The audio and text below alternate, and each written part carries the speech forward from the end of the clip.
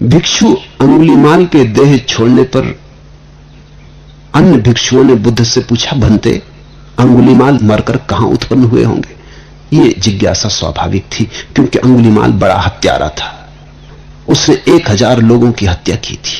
उसने कसम ली थी कि 1000 लोगों को मार के उनकी अंगुलियों की माला बना के पहनूंगा, इसलिए उसका नाम अंगुलीमाल पड़ गया था, क्योंकि अंगुलियों की माला उसने पहन ली थी। उसने 1000 लोग मार डाले थे। वो बड़ा भयंकर हत्यारा था बुद्ध के समय का।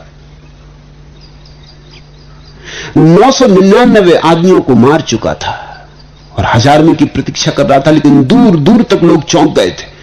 तो जिस जंगल में छिप के अंगुलीमाल रहता था, वहां कोई जाता नहीं था, जाए ही नहीं कोई। उसकी मां नहीं जाने को राजी थी, क्योंकि लोगों को डर था, लोग जानते थे वो मां तक को मार डालेगा, उसको तो 1000 का व्रत पूरा करना।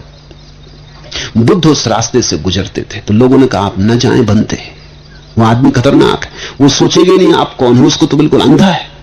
उसने 999 आदमी मार डाले। राजा उससे कपते, सैनिक उससे डरते हैं, फौजें नहीं निकलती इस रास्ते से, तो वो किसी को भी मार डाले। एकदम पागल है, उसे होश है ही नहीं, आप मत जाएं। लेकिन बुद्ध ने कहा, अगर मुझे पता ना होता तो शायद मैं ना भी जाता, लेकिन अब पता है मुझे, वो बेचारा एक की प्रतीक्षा करता होगा। 999 मार डाले ना, उसको 1000 आदमी चाहिए, उसकी प्रतिज्ञा का क्या होगा ये भी तो सोचो। तो मैं जाता हूं। तो बुद्ध गए, उनके साथी संगी भी पीछे छूट गए। ऐसे समय कौन साथ कौन संगी। जब बुद्ध गए तो अकेले ही रह गए।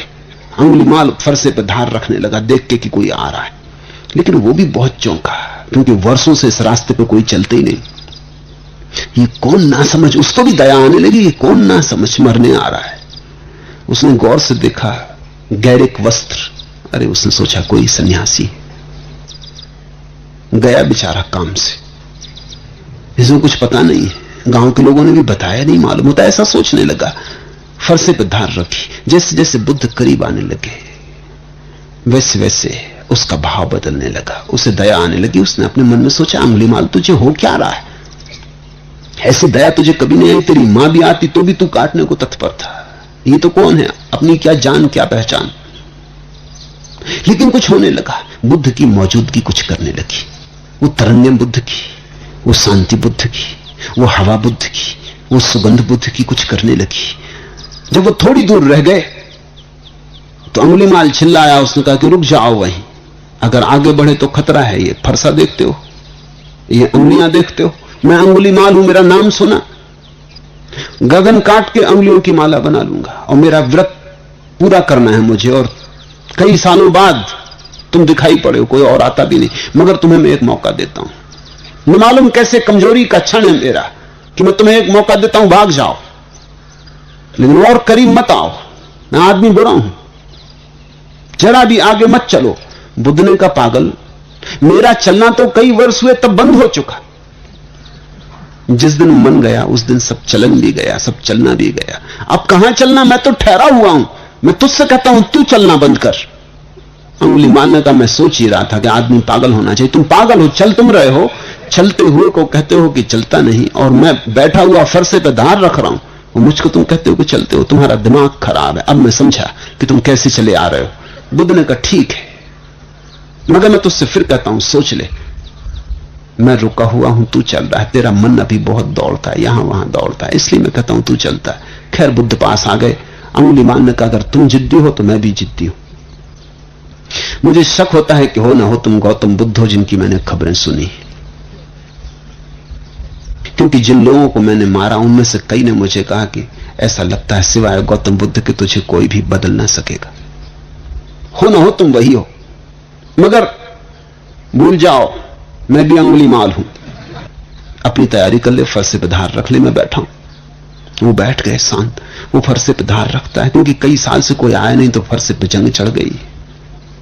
वो बार बार देख लेता है इस आदमी को, बात क्या है। उसका दिल बड़ा पिघला जा रहा है, इस आदमी पे बड़ा प्रेम आया जा रहा है, इस आदमी की तरफ बड़ा लगा हुआ जा रहा है। वो डर रहा है। थोड़ी देर करने लगा फरसे पे धार रखने में, और थोड़ी देर जी ले, इस आदमी का साथ बड़ा प्यारा है, फिर मर जाएगा, फिर कब ऐसा आदमी मिलेगा। और देर लगाने लगा। बुद्ध ने कहा, मुझे लगता है तुम जरा देरी लगा रहे। फरसे पे धार रखो अंगुलीमाल, तुम अपना काम करो, मुझे मेरा काम करने दो, ऐसे जल्दी से किसी के प्रभाव में नहीं आ जाते। अंगुलीमाल ने कहा कि तुम आदमी कैसे हो, तुम मरने पर तत्पर हो, आत्महत्या करने की तुमने सोच रखी।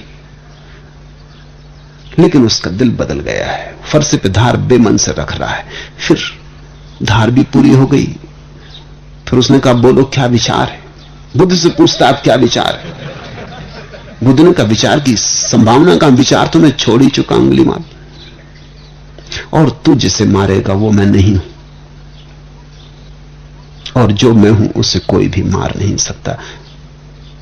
कौन फरसा मुझे छेद सकेगा। अंगुलीमाल ने आंख में आंख डालकर देखा, इस आदमी को मारना असंभव है। लेकिन फिर भी जिद, पुरानी पुरानी आदत, वो अपना फरसा लेकर खड़ा हो गया। उसने कहा कि ठीक है, दो आदमियों की जिद अटकी, तुम बुद्ध हो, मैं अंगुलीमाल हूं, इतनी जल्दी हार नहीं जाऊंगा। मगर ये क्यों मेरा दिल कमजोर हुआ जाता है, क्यों मेरी छाती बैठी जाती, मैं तुमसे पूछता हूं। बुद्ध ने कहा इसका कारण है, मारने में कुछ कला है ही नहीं अंगुलीमाल, ये तो बच्चे कर सकते। तू देखे सामने वृक्ष है, इसकी शाखा काट के मुझे दे दे। तो उसने फरसे से शाखा काट दी। बुद्ध ने कहा अभी से तू वापस जोड़ दे। उसने कहा ये कैसे हो सकता है। तो बुद्ध ने कहा काटना मारना तो बहुत आसान है, जोड़ के कोई आदमी महान बनता है, काट के कोई महान बनता है। अब तू मेरी गर्दन काट दे, बात खत्म हो गई। मगर याद रख, जिन गर्दनों को जोड़ नहीं सकता उन्हें काटने का तुझे हक नहीं, और जोड़ तो कुछ बात हुई तो दुनिया तुझे याद रखेगी। फरसा उसने फेंक दिया, वो बुद्ध के चरणों में गिर गया। वो अंगुलीमाल बुद्ध का भिक्षु हो गया। उसका भय ऐसा था कि जब खबर फैल गई कि बुद्ध तो मारे नहीं गए, उल्टा अंगुलीमाल मारा गया, तो खुद सम्राट अजातशत्रु उसे देखने आया, क्योंकि अजातशत्रु के तक प्राण कपते थे। वो आया और उसने कहा कि बनते, मैंने सुना है अंगुलीमाल भिक्षु हो गया, विश्वास नहीं आता। अगर ये हो सकता है तो सब कुछ हो सकता है, ये मुझे विश्वास नहीं आता, मैं मान ही नहीं सकता, इसमें कुछ अफवाह में झूठी बात है। बुद्ध ने कहा आप माने या न माने, ये पास जो भिक्षु बैठा कौन है। वो बुद्ध के पास ही बैठा पंखा कर रहा था। ये सोच के ही कि ये अंगुलीमाल है, अजातशत्रु ने अपनी तलवार निकाल ली। उसने कहा खतरनाक आदमी है, कोई धोखाधड़ी की हो, बैठा हो बन के भिक्षु और एकदम हमला कर दे। बुद्ध ने कहा तू तलवार भीतर रख, तलवार की कोई जरूरत नहीं अजातशत्रु। ये अंगुलीमाल वो अंगुलीमाल नहीं, ये और ही हो गया। जब अंगुलीमाल गांव में भिक्षा मांगने गया, जैसा भिक्षु को जाना पड़ता था, तो गांव के लोगों ने दरवाजे बंद कर लिए, दुकानें बंद हो गई, लोग अपनी छतों पर चढ़ गए और लोगों ने पत्थर इकट्ठे कर लिए। और कहते हैं जब अंगुलीमाल बीच सड़क पर था तो लोगों ने उसे पत्थर मारे, कायर कमजोर लोग, और अंगुलीमाल बीच में खड़ा रहा, उसके सिर पे पत्थर गिरते रहे और लहू बहता रहा। और अभी तरु ने जो मंत्र पढ़ा ना, बुद्धम शरणम गच्छामि, वो इसे दोहराता रहा, बुद्धम शरणम गच्छामि, संघम शरणम गच्छामि, धम्मम शरणम गच्छामि। ऐसा कहते कहते ही वो गिर गया। बुद्ध को खबर मिली, वो आए, आखिरी घड़ी थी। बुद्ध ने उससे कहा अंगुलीमाल तेरा क्या भाव है। उसने कहा आप और पूछते हैं, ठहरे हुए का क्या भाव, रुके हुए का क्या भाव, तेरे मन को कुछ हुआ अंगुलीमाल। अंगुलीमाल ने कहा नहीं, कुछ भी नहीं हुआ, देखता रहा, साक्षी था। तो अंगुलीमाल ने कहा होता भी क्या, मैं देखने वाला हूं, दृष्टा हूं, यही तो आपने समझाया। बुद्ध उससे बोले अंगुलीमाल तू ब्राह्मण होकर मर रहा है, तू ब्रह्म ज्ञान को उपलब्ध होकर मर रहा है, तू अरहत को उपलब्ध हो गया, तू अरिहंत हो गया। ऐसा जब अंगुलीमाल मर गया तो और भिक्षुओं ने पूछा बुद्ध को, भंते अंगुलीमाल मरकर कहां उत्पन्न हुए। बुद्ध ने कहा भिक्षुओं, मेरा वह पुत्र परिनिवृत्त हो गया, परिनिर्वाण को उपलब्ध हो गया है, अब उसका जन्म नहीं होगा, वो जन्म मरण के पार हो गया है, अब वो वापस नहीं लौटेगा। भंते भिक्षुओं ने कहा इतने मनुष्यों को मारकर।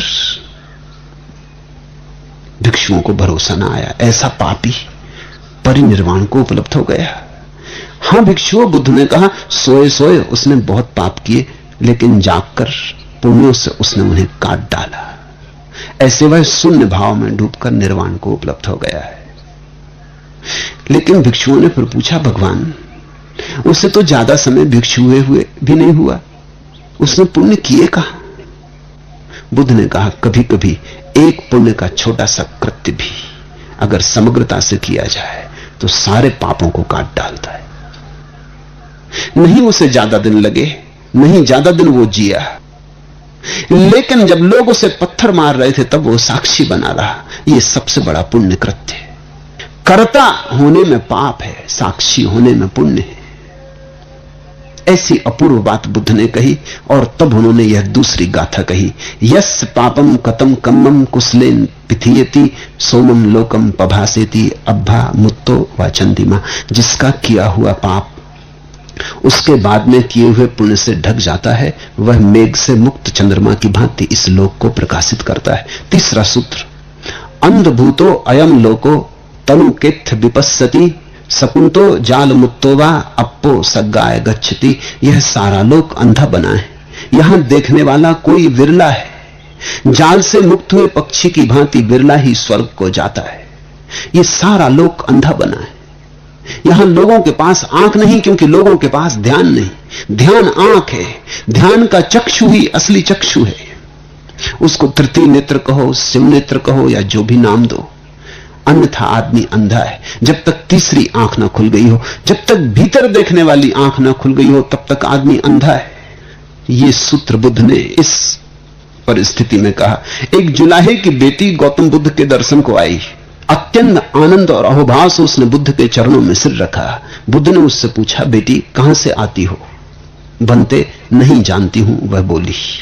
उसकी अभी ज्यादा उम्र भी न थी, 18 वर्ष की केवल। बुद्ध ने कहा, कहां जाओगी बेटी? बनते, उसने कहा, नहीं जानती हूं। क्या नहीं जानती हो? बुद्ध ने पूछा। वह बोली, बनते, जानती हूं। जानती हो? बुद्ध ने कहा। वह बोली, कहां भगवान, जरा भी नहीं जानती हूं। ऐसी बातचीत सुनकर अन्य उपस्थित लोग बहुत नाराज हुए। गांव के लोग जुलाहे की बेटी को भली भांति जानते हैं कि ये क्या बकवास कर रही है, और ये कोई ढंग है भगवान से बात करने का, ये कोई शिष्टाचार है। गांव के लोगों ने कहा कि सुन पागल, ये तो किस तरह की बात कर रही, होश में है, किससे बात कर रही? डांटा डपटा भी, लेकिन भगवान ने कहा, पहले उसकी सुनो भी तो, गुनो भी तो, वो क्या कहती है। बुद्ध हंसे। उन्होंने कहा, बेटी इन सबको समझा कि तूने क्या कहा। तो उस युवती ने कहा, जुलाहे के घर से आ रही हूं भगवान, ये तो आप जानते ही हैं और ये गांव के लोग भी जानते हैं, लेकिन कहां से आ रही हूं, ये जन्म कहां से हुआ, मुझे पता नहीं। वापस जुलाहे के घर जाऊंगी, ये मैं भी जानती हूं, आप भी जानते हैं, गांव के लोग भी जानते हैं, ये कोई बात है। लेकिन इस जन्म के बाद जब मृत्यु होगी तो कहां जाऊंगी, मुझे कुछ पता नहीं है। इसलिए आपसे कभी मैंने कहा जानती हूं, जब मैंने सोचा कि आप पूछ रहे हैं कहां से आ रही, जुलाहे के घर से, तो मैंने कहा जानती हूं। जब आपने कहा कहां जा रही, मैंने सोचा कि पूछते कहां वापस जाएगी, जुलाहे के घर, तो मैंने कहा जानती हूं। लेकिन फिर जब मैंने आपकी आंखों में देखा तो मैंने कहा नहीं नहीं बुद्ध, और ऐसा प्रश्न क्या खाक पूछेंगे। वो पूछ रहे हैं कहां से आती, किस लोक से, कहां तेरा जीवन स्रोत। तो मैंने कहा नहीं भगवान, नहीं जानती हूं। फिर मैंने सोचा कि जब आप पूछते कहां जाती, तो मैंने सोचा मरने के बाद कहां जाऊंगी, बुद्ध तो ऐसे ही प्रश्न पूछेंगे ना। तो मैंने कहा नहीं जानती हूं। इसलिए तब बुद्ध ने यह गाथा कही, यह सारा लोक अंधा है, यहां देखने वाला बिरला ही है। जाल से मुक्त हुए पक्षी की भांति बिरला ही स्वर्ग को जाता है। उस लड़की को उन्होंने कहा, तेरे पास आंख है, तू देख पाती। ये गांव के लोग अंधे हैं। आंख वाला जब बोले तो अंधों की समझ में नहीं आता, क्योंकि आंख वाला ऐसी बातें करेगा जो अंधे मान ही नहीं सकते कि हो सकती है। आंख वाला कहेगा प्रकाश, आंख वाला कहेगा रंग, आंख वाला कहेगा कैसा प्यारा इंद्रधनुष, और अंधा कैसे समझेगा। बुद्ध, कृष्ण, महावीर आंख वाले, अंधे नहीं समझ पाते। अंधे कुछ का कुछ समझ लेते हैं। हंस सूर्य पथ से जाते हैं, रिद्धि से योगी भी आकाश में गमन करते हैं, धीर पुरुष सेना सहित मार को पराजित कर लोक से निर्वाण चले जाते हैं। हंसा दिच्च पथे यंती आकाशे यंती इद्धिया नियंती धीरा लोकम्मा जेता मारम सवाहिनी। जैसे हंस आकाश में उड़ते, ऐसा एक और आकाश है, अंतर का आकाश, जहां परमहंस उड़ते हैं। जैसे हंस आकाश में उड़ते और दूर की यात्रा करते हैं, ऐसे परमहंस अंतर के आकाश में उड़ते हैं और निर्वाण में लीन हो जाते, निर्वाण में चले जाते। ये गाथा बुद्ध ने एक बड़े अनूठी समय पर कही। एक दिन 30 खोजी बुद्ध के पास आए। 30 बुद्ध के भिक्षु हैं, बहुत लंबा पर्यटन करके आए। भिक्षु आनंद द्वार पर पहरा दे रहा है और वो 30 खोजी बुद्ध से कमरे के भीतर बात कर रहे हैं। आनंद को बड़ी देर लग रही कि बहुत देर हो गई, बहुत देर हो गई, बात चलती जा रही। बुद्ध को वो सताए ही चले जा रहे हैं। अब निकले भी, समय मांगा था उससे दुगना समय हो गया। आखिर सीमा आ गई उसके धैर्य की। वो उठा, उसने दरवाजे से झांक कर देखा, बड़ा हैरान हुआ, वहां बुद्ध अकेले बैठे। वो 30 आदमी वहां है ही नहीं। उसको तो अपनी आंखें मिली, उसको भरोसा ना आया, क्योंकि दरवाजा एक ही है। वो दरवाजे पे बैठा है, वो जा तो सकते नहीं, गए कहां? आनंद ने भगवान से पूछा, भंते कुछ व्यक्ति आपसे मिलने आए थे, ये क्या चमत्कार? वे कहां हैं? बाहर तो निकले नहीं, क्योंकि मैं द्वार पर बैठा हूं। निकलने का कोई और द्वार है भी नहीं, इसलिए जा कहीं सकते नहीं। गए कहां? तो बुद्ध ने कहा, वे गए आनंद, वे आकाश मार्ग से चले गए। आनंद ने कहा, आप मुझे इस तरह की बातों में उलझाएं मत, पहेलियां न बूझें। आप सीधा सीधा कहें वो गए कहां, क्योंकि द्वार पर मैं बैठा हूं और मैं पूरा सजग हूं। तो बुद्ध ने कहा, आनंद वे भीतर के आकाश से समाधि में उतर गए। इस अंतर आकाश में उतरने के लिए किसी और द्वार से जाने की जरूरत नहीं है, अपने ही भीतर कोई चला जाए। उस समय आकाश में हंस उड़ रहे थे। तो बुद्ध ने कहा, देख आनंद, द्वार के बाहर देख, जैसे आकाश में हंस उड़ रहे हैं ऐसे ही वे भी उड़ गए। आनंद ने पूछा, तो क्या वे उड़ के हंस हो गए? गए कहां? बुद्ध ने कहा, वे परमहंस हो गए हैं आनंद। और तब उन्होंने यह गाथा कही, हंसा दिच्च पत्थे यंती आकाशे यंती इद्धिया। जैसे सूर्यपथ से जाते आकाश में हंस, नियंती धीरा लोकम्मा जेता मारम सवाहिनम। ऐसे ही धीर पुरुष शैतान की सारी सेना को मारकर, सेना सहित मार को पराजित कर लोक से निर्वाण को चले जाते। ये कथा बड़ी अद्भुत है, ज़ेन जैसी है। इसका मतलब कुल इतना है कि वे 30 व्यक्ति बुद्ध के पास बैठे बैठे ध्यान में लीन हो गए, समाधिस्थ हो गए। वे इतनी गहरी समाधि में चले गए, नहीं कि उनके शरीर वहां नहीं थे। शरीर तो आनंद को भी दिखाई पड़ रहे होंगे, शरीर तो थे ही, मगर वे चले गए थे, बस शरीर ही थे। लाशें रखी थी, पक्षी उड़ गया था, पक्षी जैसे वहां था ही नहीं, मूर्तिवत वे समाधि में उतर गए थे। और इस समाधि में जो उतरता है उसी की आंख खुलती है। अंतिम सूत्र, पथव्या एक रंजेन सग्गस गमनेन वा सब लोकाधिपत्येन सोतापत्ति फलम वरम। पृथ्वी का अकेला राजा होने से, चक्रवर्ती होने से, या स्वर्ग के गमन से, देवता होने से, अथवा सभी लोगों का अधिपति बनने से भी श्रोतापत्ति फल श्रेष्ठ है। जो ध्यान की सरिता में उतर गया उसको बौद्ध भाषा में कहते हैं श्रोतापन्न। वो स्रोत की तरफ चल पड़ा। हम तो ऐसे लोग हैं जो किनारे पर खड़े हैं, नदी में उतरते नहीं, बस किनारे पर खड़े। नदी बही जा रही, पीते तक नहीं, क्योंकि पीने के लिए झुकना पड़ेगा।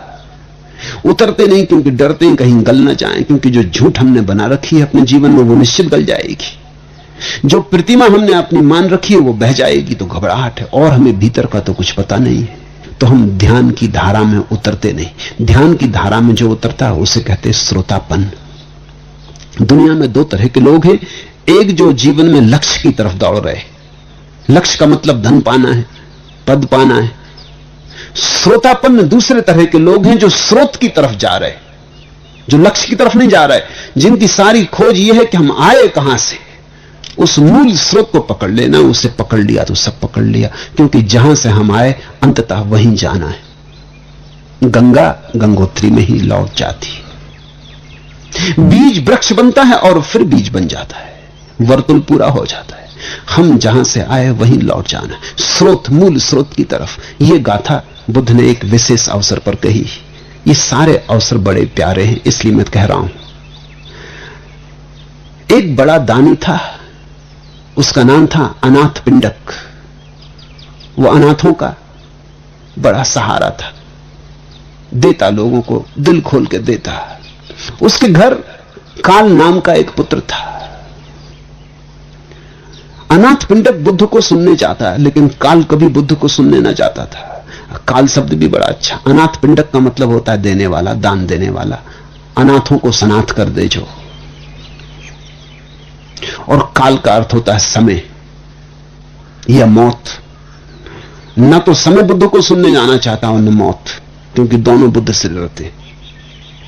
समय तो क्षणभंगुर है, शाश्वत के पास जाने में घबराता है, और मौत भी जीवंत के सामने जाने में घबराती। तुम तो मौत के सामने जाने में घबराते हो, बुद्ध पुरुष के सामने मौत आने में घबराती। ये तो प्रतीक हुए नाम के।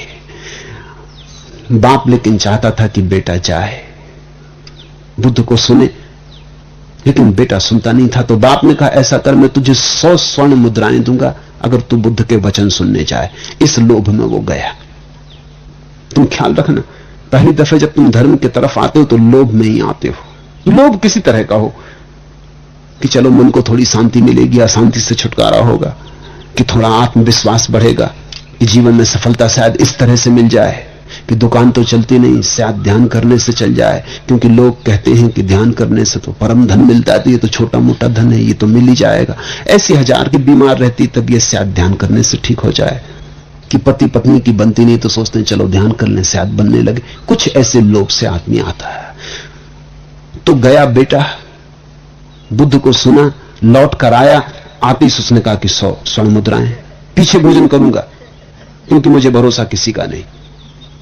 पहले स्वर्ण मुद्राएं गिनवा ली, तब भोजन किया। वो तो गई उसके लिए था, उसको बुद्ध को सुनने से मतलब थोड़ी था। वो तो जब बुद्ध को सुन रहा होगा तब भी मुद्राएं गिन रहा होगा, सोच रहा होगा कि बाप देगा कि नहीं देगा, कि चालबाजी की है, कि ऐसे बहाना कर दिया, कि इसी बहाने भेज दिया। दूसरे दिन बाप ने कहा कि अब 1000 स्वर्ण मुद्राएं दूंगा, लेकिन शर्त एक है कि सुनना काफी नहीं, जो सुनो उसे याद भी रखना और मेरे सामने आके दोहराना। 1000 स्वर्ण मुद्राएं। तो बेटा गया, लेकिन वहां जाकर डुबकी खा गया। वो याद रखने में गड़बड़ हो गई। गौर से सुनना पड़ा, याद रखना था, ध्यान से सुनना पड़ा, गुनगुन के सुनना पड़ा कि एक भी बात चूक न जानी। तो बाप भी पक्का बाप है, वो 1000 स्वर्ण मुद्राओं में काट लेगा, इतना याद नहीं रहा। इतने गौर से सुना, ध्यान से सुना, भूल ही गया स्वर्ण मुद्राओं को। उस भाव में डुबकी खा गया, आए ही नहीं घर। सांझ हो गई, बाप भागा आया कि मामला क्या है। वो आंख बंद किए बैठा था। अरे बाप ने कहा घर चल, उसने कहा सुन लिया, अब कहां आना और कहां जाना। बाप ने कहा 1000 स्वर्ण मुद्राएं तेरी प्रतीक्षा कर रही। उसने कहा वो आप ही संभाल कर रख लो, और ये 100 भी जो कल दी थी वापस ले जाओ। बाप तो बड़ा हैरान हुआ, क्योंकि बुद्ध को बहुत सुनता था, उनकी बात मान के दान भी करता था, लेकिन ऐसा नहीं सुना था जैसा इस बेटे ने सुन लिया। अक्सर ऐसा होता है कि जवानी जो सुन सकती है बुढ़ापा नहीं सुन सकता, युवा मन जो सुन सकता है बूढ़ा मन नहीं सुन सकता, थक गया होता है, या जानकारी की इतनी परतें इकट्ठी हो गई होती हैं। ताजा मन जो सुन सकता है। बाप ने बहुत समझाया, लेकिन उसने कहा अब छोड़ो पिंड, तुम यही तो चाहते थे, हो गया। बाप ने कहा ये जरा ज्यादा हो गया, मैंने इतनी चाहा था कि सुन लेगा, लौट आएगा, थोड़ा समझदार हो जाएगा, धार्मिक हो जाएगा, प्रतिष्ठित हो जाएगा, मगर ये जरा ज्यादा हो गया। तेरा क्या इरादा है? उसने कहा क्या इरादा, बात खत्म हो गई, अब हम बुद्ध के हैं, बात उतर गई। बाप ने बुद्ध को कहा कि ये मामला क्या है, मैं जन्म से सुन रहा हूं, और इस आदमी ने 2 ही बार सुना है, और ये भी किसी और कारण से सुना है, पैसे देने के लिए, पैसा पाने के लिए। बुद्ध ने कहा तुम्हारा बेटा अब तुम्हारा नहीं, मेरा हो गया। जिसने मुझे सुन लिया मेरा हो गया, अब ये बेटा मेरा है। अब ये तुम दावा जाने दो, अब उसे तुम चक्रवर्ती की संपत्ति भी दो तो भी लौटने वाला नहीं। तुम उसे देवलोक का सम्राट बना दो, इंद्र बना दो, तो भी लौटने वाला नहीं। तुम सारे तीनों लोगों की सारी संपदा उसके चरणों में रख दो तो भी लौटने वाला नहीं। तो बाप ने कहा इसे हो क्या गया है? तो बुद्ध ने कहा, यह श्रोतापन्न हो गया, ये ध्यान की सरिता में उतर गया।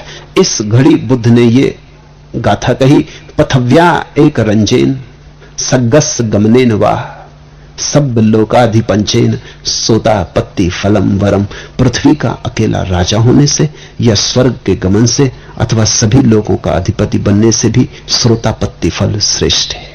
इस श्रोतापन्न हो जाने को ही मैं संन्यास कहता हूं। तुम में से जिसने सुना हो वो ख्याल रखें इस घटना को। सुना तो मेरे हुए, अगर सुन के चले गए बिना मेरे हुए तो सुना ही नहीं, स्मरण रखना। और जब तक तुम श्रोतापन्न न हो जाओ, जब तक तुम ध्यान की सरिता में डूबने न लगो, डुबकी न खाने लगो, तब तक सुना या न सुना सब बराबर है। आज इतना ही।